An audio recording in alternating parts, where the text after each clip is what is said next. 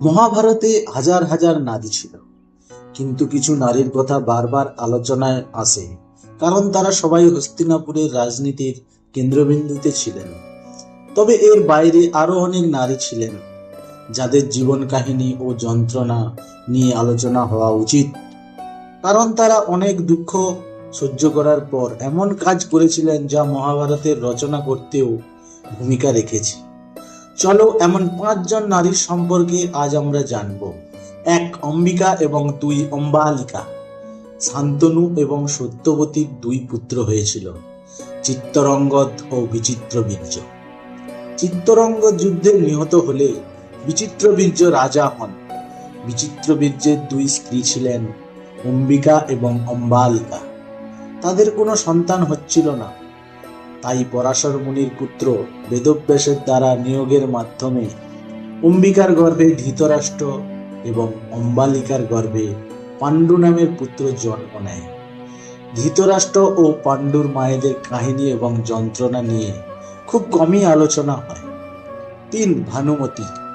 ভানুমতি ছিল কম্বোজের রাজা চন্দ্রবর্মার কন্যা।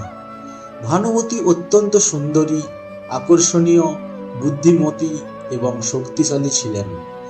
ভানুমতির স্বয়ংবর সভায় শিশুপাল, জরাসন্ধ, রুক্মী, বক্র, কর্ণ প্রমুখ রাজাদের সাথে দুর্যোধনও উপস্থিত ছিল। বলা হয় ভানুমতি দুর্যোধনকে বিয়ে করতে চাননি, কিন্তু বাধ্য হয়ে তাকে বিয়ে করতে হয়েছিল। ভানুমতি সম্পর্কে খুব কমই আলোচনা হয়, অথচ তিনি ছিলেন এক মহাশক্তিশালী নারী ও মহান যোদ্ধা। 4. মাদ্রী। কুন্তী এবং মাদ্রীর স্বামীর নাম ছিল পাণ্ডু। কুন্তীর সম্পর্কে অনেক আলোচনা হয়, কিন্তু মাদ্রীর সম্পর্কে খুব কমই আলোচনা করা হয়। 5 পাণ্ডবের মধ্যে 2 জন, নকুল ও সহদেব, মাদ্রীরই পুত্র ছিলেন। 5. বিদুরের মাতা।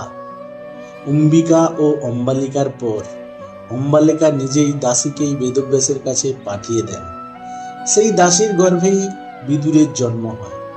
এইভাবে ধৃতরাষ্ট্র, পাণ্ডু এবং বিদুর 3 জনই ভাই হন, কিন্তু বিদুরের মায়ের সম্পর্কে কেউ আলোচনা করে না।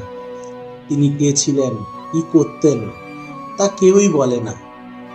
মহাত্মা বিদুরের স্ত্রীর নাম ছিল পার্শ্বন্তী। পার্শ্বন্তী ভগবান শ্রীকৃষ্ণের প্রতি অনন্য ভক্তি ও প্রেমে পরিপূর্ণ ছিলেন।